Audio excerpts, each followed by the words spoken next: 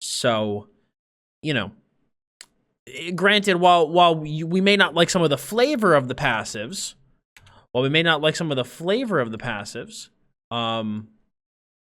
we can't deny that they're performing okay.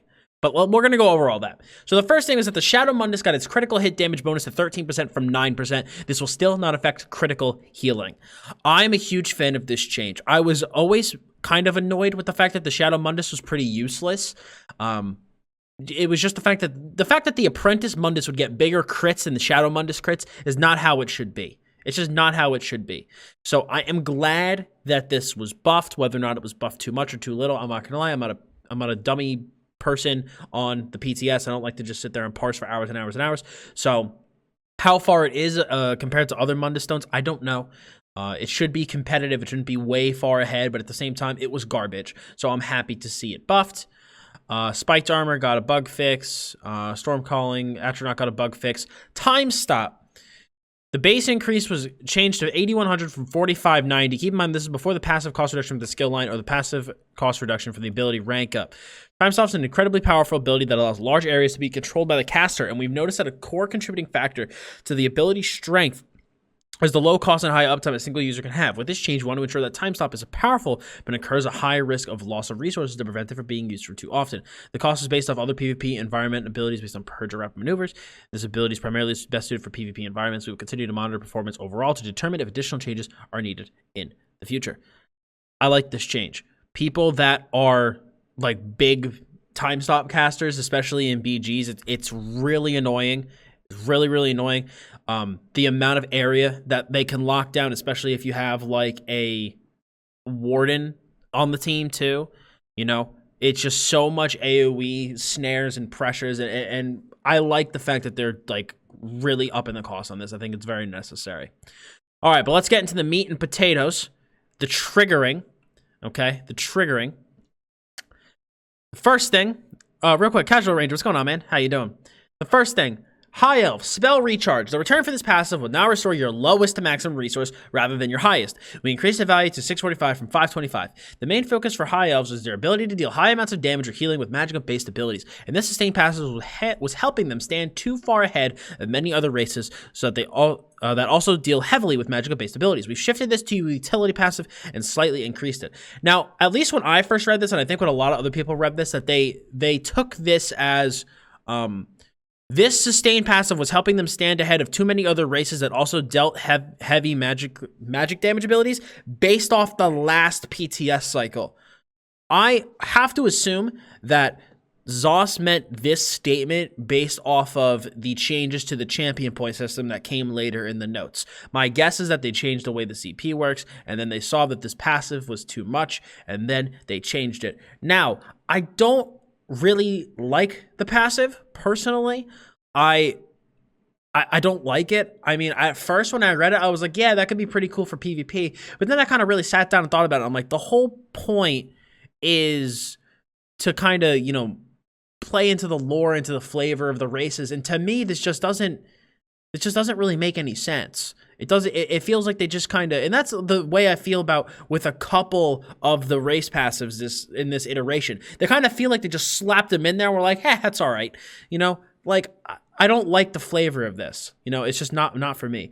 With the sub, what are the perks that I get? You can find the perks for being a subscriber below the stream. I'd go over them now, but I'm trying to, you know, do this video. So if you want to, you can read them all yourself below the stream. There's a lot of perks you get for being a sub here on the Twitch channel. You get a lot of perks, But yeah, like I said, I understand why they changed this because, believe it or not, everyone was like, Altmers are going to be terrible. Altmers are currently parsing the highest. Not by much, but they're number one.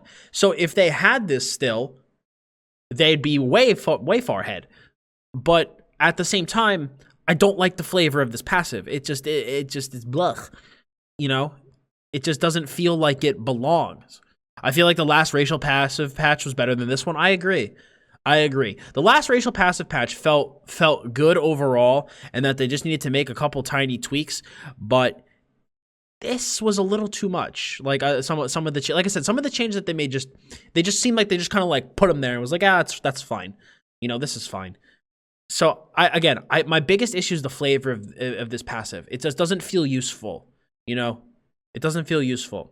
I would rather them, you know, shift some power around within their passives to keep this as some sort of Magica sustain passive. You know, it's weird to me that high elves have 0 Magica sustain in their passives now. It's weird. But Life Mender, increase healing done bonus to 6% from 4%, so they got a little bit of a buff here. This next one I don't understand. Increase the health, Magica stamina restore from drinking a potion to 4,000 from 3,620. I don't know why they buffed this.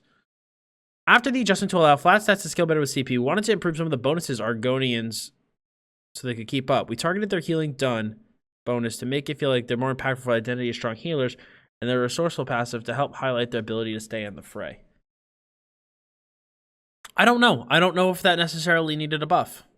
To me, I thought 3620 was still a very respectable number.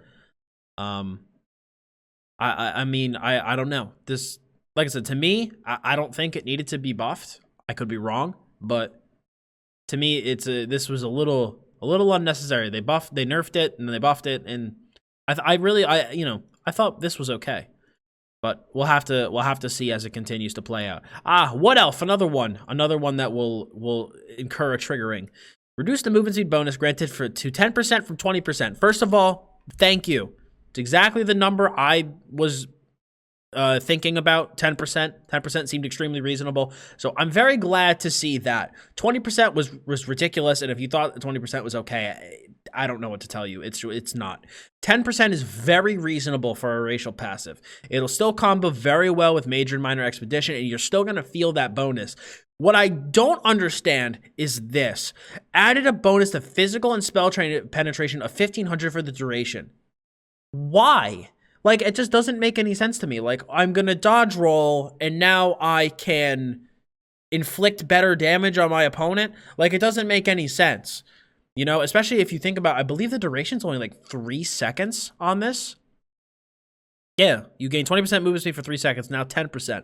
So you gain 1,500 penetration for 3 seconds. Like, that's weird. That's weird. You know, it doesn't make any sense. I would have much preferred this passive to have been, but added a bonus of maybe physical and spell resistance. You know, that would have been very cool. You know, have Wood Elves, they dodge roll, and then, you know, you have, after the dodge roll, you know, it's like, okay, well, the Wood Elf's more elusive now, going to be harder to kill, so just boom, give them some sort of passive resistance. You know, that would have been really cool flavor, I think. The penetration to me, it just doesn't feel like it belongs in this passive. Twitch drops are on right now. That's why they're in the title of the stream. It just doesn't feel like it belongs. It just feels really out of place. We heard your concerns about adding a highly powerful movement speed bonus tied to roll dodging, as well as the performance of this passive in PvE versus PvP environments. We wanted players who are focused on damage to get a small boost out of this in a situation where they dodge attacks without adding more passive power to the race. But the thing is that I feel like most people are not going to be dodge rolling offensively. Like, you know, you're burning your stamina for no reason. I don't know. To me and to what I've discussed with others, I feel like this would be much better as resistance than penetration. Mr. Jark, thank you for the follow. I don't know. I don't like this, personally. I like the first half. The physical penetration just doesn't make any sense. Spell attunement. The spell resistance granted by this effect will now be doubled if you're now afflicted with burning, chilled, or concussion. That's cool. That's a really, really cool addition that they made. Well, Bratton's have been brought up to speed with our other races in our first round of changes. We still felt the unique story or element to be missing. We had a small contextual flavor bonus on the spell attunement passive to help highlight their ability to shrug off magical attacks. This is cool. I like that. Dark Elf. Dynamic. Increase the max magic and max stamina to 1875 from 1250. Remove the max health from this passive. I'm all right with that. I'm all right with that. They put some of the power back into the max magic and max stamina closer to high elf and remove the health bonus. That's very reasonable. Imperial, Red Diamond. Rework this passive so that when you deal direct damage now, you restore 333 health, magic, and stamina. This effect is a 5-second cooldown. It will also reduce the cost of block and bash by 5%. Raven-Eyed, thank you for the follow. This is really low. This is really low for health. Really, really low. I like the concept of this passive. The concept of this passive is extremely good, and I really, really like it. But 333? Like, come on. You know, especially if you look at health, This is going to get halved by Battle Spirit. This is going to get affected by Major Minor Defile. You're going to get like 8 health. Like, it's not going to restore anything. So, you know, it should kind of be, I think, more consistent with like how the enchants are in the game, where, you know, health enchants tend to give you a little bit more than magic and stamina. So, like, you know, maybe make this double for the health, but keep it at 333 for magic and stamina, you know, or just, I just think that this number needs to be tuned. How much it needs to be tuned, I don't really know, but it needs to be tuned. Is there rated PvP? Not traditional rated PvP. No, there's not like arena ladders and other things. You can. I have a whole PvP guide on my YouTube channel though, if you want to check it out, on both Battlegrounds and Cyrodiil, so you can understand the ranking system of both of them if you go check out those guides. Khajiit, Lunar Blessing, increase the max health, magic, and stamina bonuses to 825 from 750. Reduce the reduction of stealth radius from 3 meters to 5 meters. That needed to be done. You could literally stand right in a guard and not be seen. That was a problem. Robustness, increased magic and stamina recovery to 85 from 75. Now, I mean, don't get me wrong, I do think Khajiit needed like a little bit of tuning, but I didn't know. At first, I personally thought that this was going to double dip way too hard with the Shadow Mundus. I was like, they're going to be super, super good. Going to be crazy, far above everyone else. But to my surprise, they weren't. To my surprise, they were not. So Khajiit are a very good race still, but they're not nearly as OP as I think people were making it out to be when this first kind of was released. So overall, some really good buffs. I'm going to skip Orc because Orc's going to be the one I want to spend the most time talking about. Redguard, martial training, added a bonus that reduces the effectiveness of snares applied to by up to 15%. I really like that. Really like that. It's going to make it good for PvP. Just really, really good effect. Really good effect. Now, Orcs. Orcs are overpowered now. If you want my honest opinion, I think Orcs are overpowered.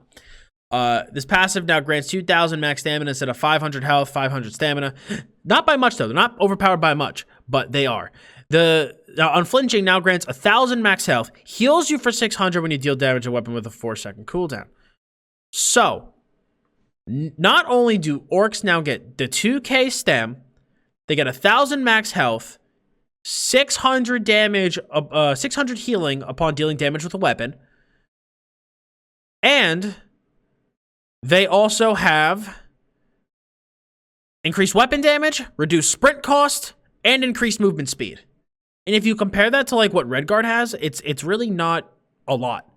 Like, exactly, Orcs have Red Diamond now. Yeah. Orcs are a little overpacked. They're a little overpacked with the amount of like effects that they have. Especially if you compare it to like a race like now, like High Elf. Like High Elf gets Magica, spell damage, and some weird stamina restoration. Orc gets like that slew of other things. Exactly. Orcs right now are better Imperials. It's exactly what they are. They're Imperials that aren't terrible. Like, again, if the new Red Diamond, I think, was tuned a bit more, it would be better. Imperials would be in a really solid spot, I think. But Orcs are just way over-crammed. Way over-crammed. And you can see in the numbers, right? First of all, huge shout-out to Sussmits from the forums. This guy's been running tests all through the PTS. I gotta give him and whoever he runs the tests with a lot of credit, because this shit is very well done. So first of all, if we take a look at the Magica Races, I don't know what more people want. I really don't know. The highest race is 61.8k, and the lowest, so between Altmer, Khajiit, Dunmer, and Breton, and the lowest is 61.1. We are talking 700. 700, and we're dealing with a number like 61,000, and we're talking 700 DPS. That's awesome. I gotta give a huge kudos to ZOS with these balance changes. Like, like numerically. They did a very good job. Like, you're not gonna get much closer than this. This is a very tiny deviation between your races. Very tiny. And I know some people are gonna be like, my Dunmer's the worst now. It's like, again, not even 700. It's like less than 700. It's like mid 600s. Like, that's so minuscule. That's so minuscule. And again, and I know I said it in my last video, and it triggered the crap out of people. If that 650 damage per second really, really rustles your jimmies, then use your 3 racial changes on your Dunmers. I don't know. To me, I don't see this as a big deal. And again, this is Dunmer with the Thief Mundus. Dunmer with the Thief Mundus versus Shadow Altmer. If we do Shadow Altmer versus Shadow Dunmer, we are talking less than 100. Less than 100. Like, it's like 90. You know, like I don't know what else people want. So for Magica, I think Magica is good. Now again, that does not mean I like the Altmer Stamina Restoration passive. It just does not feel right. It feels really weird, you know. But you can't really get much better numbers than this, man. This is as close as it gets. Like, look at this. All of the races are 0.673 versus 0.855. We're talking like 200. You know, that's nothing. You know, it looks like there would be a bigger difference. Kind of surprised that testing shows otherwise, and I wish people would do actual tests before crying. Absolutely. I could not agree more. And it amazes me that it happens every cycle where the changes come out, people get mad, and then testing happens. Wait until the testing to get mad, because the numbers show that it looks pretty good. Again, you can be upset about the flavor of the passive all you want. Again, to me, doesn't really make much sense either. I think it'll give a little bit of utility for PvP, but for PvE, overall, it's a little useless. But numerically, Altmers, you're going to be doing fine, all right? Now, on the flip side, Stamina has a little bit more areas of concern.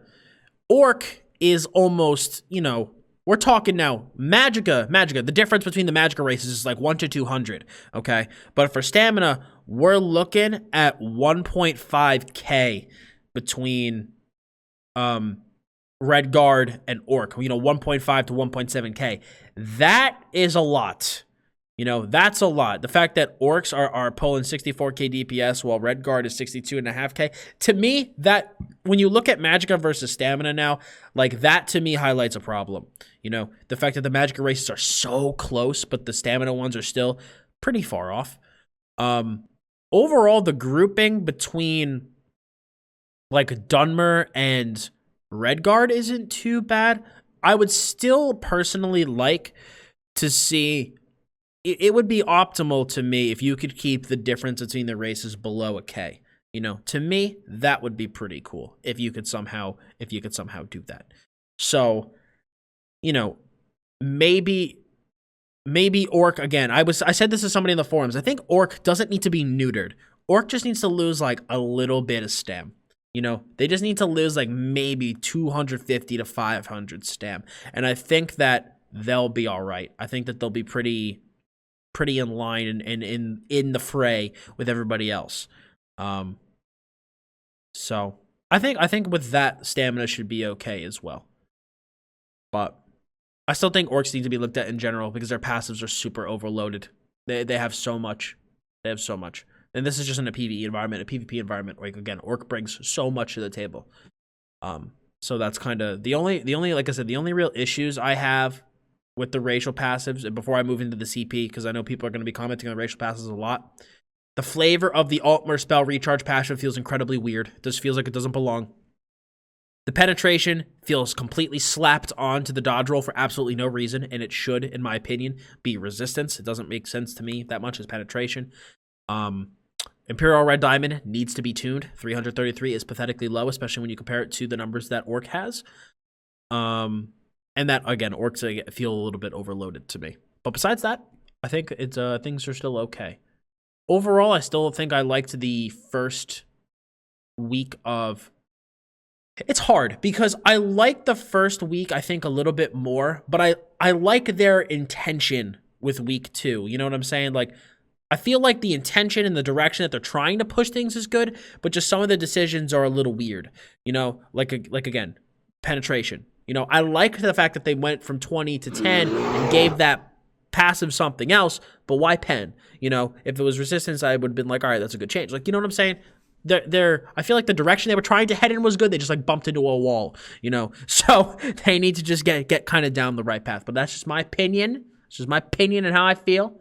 All right? That's just me. Anyway. Champion system. Updated the calculation with your maximum health, magic, and stamina, interacting with modifiers to better reflect the 20% to these stats for your first 100 points spent into each tree of the champion point system. Previously, the 20% only applied to your base stats, attributes, enchantments, and 2 through 4 piece bonuses on item sets. After this change, all flat stats increases will be effective. Consumable, food, drinks, 5 piece bonus system stats, and passes will now be properly affected by the 20% increase. Now, there was one guy on my stream that I really hope is watching my video right now, because the guy on my stream told me that I was a moron when he asked me, oh, well, you know, the percentage about where your champion points are put into your stats, it doesn't matter. Yes, it does. I fucking told you, bud. Like, whether or not the 20% for the stats came before certain bonuses or after certain bonuses would have a huge impact on your stats. Would have a massive impact on your stats, okay? And the guy told me I was wrong, but clearly I'm right, because it went before certain things, you know, like it was really inconsistent. It's like, okay, your 2 through 4 pieces were affected, base acts, attributes, and enchantments, but not the 5 piece and not buff food. Like, it just, they didn't really make any sense. But now they're kind of making it, they're normalizing it, they're putting it across the board, and it's going to basically increase everything, which in my opinion is how it should have been in the first place. And I think that they'll be able to now more easily balance things in the future. And that's kind of what I've been talking about on stream a lot, is that I feel like, especially with like balance and stuff, we're not going to see, my guess is that we won't see a lot of class balance because they're trying to build from the ground up. That's at least what it looks like to me. You know, they're like, okay, we're going to start with the races and try to really fix up the races. And then we're going to start with the champion point system and fix the way that the champion points interact with the rest of your stats. And then maybe next patch we'll move into class balance or gear. And then after that, we'll move into the other one. Like, that to me seems like the direction they're going in. And I think it's a good idea, you know? So again, I like this. It'll be more consistent, I think, and more easy for people to digest. Deadly Strike fixed an issue where Deadly Strike weapons are coming from the offensive heavy armor box. They now come from the offensive medium armor box as they ought. Okay. Fixed the issue with minor vulnerability debuff from the sets listed below is being considered as buffs rather than debuffs. Curse Eater updated the set so that when you use direct healing on a target, you remove 3 negative effects from them. If a negative effect is removed this way, it will restore 600 Magica. This will occur once every 8 seconds.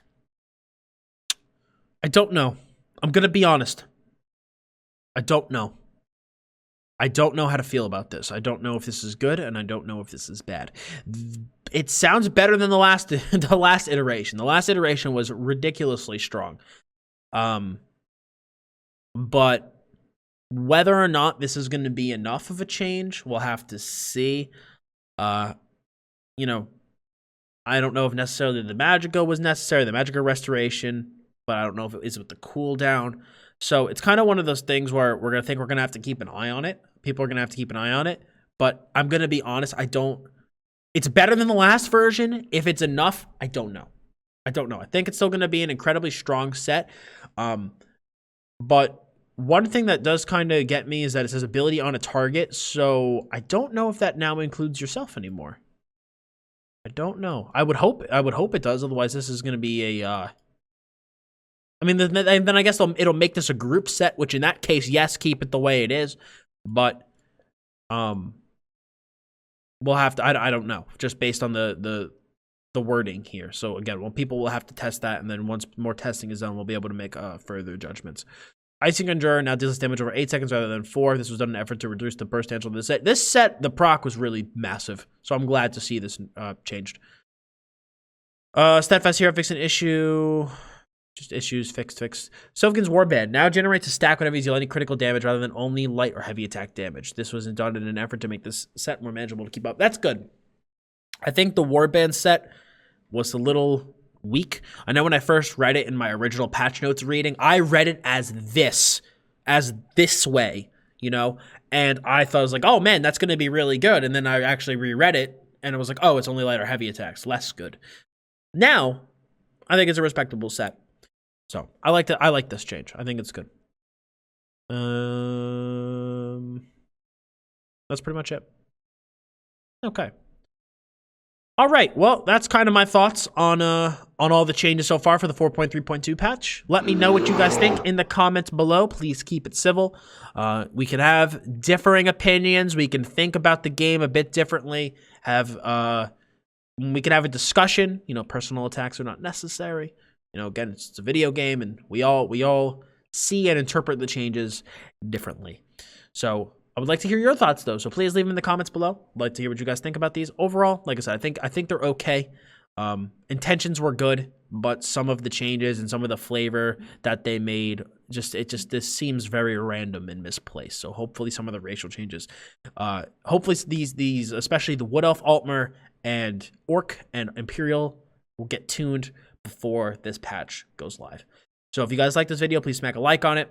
And for more great ESO content, guides, builds, patch note reviews, things of that nature, please hit that sub button, as well as make sure to hit the bell to keep notifications on. So I want to thank you guys so much for stopping by today. I appreciate it. As always, I'm Dots Gaming, and I'll see you in the next one.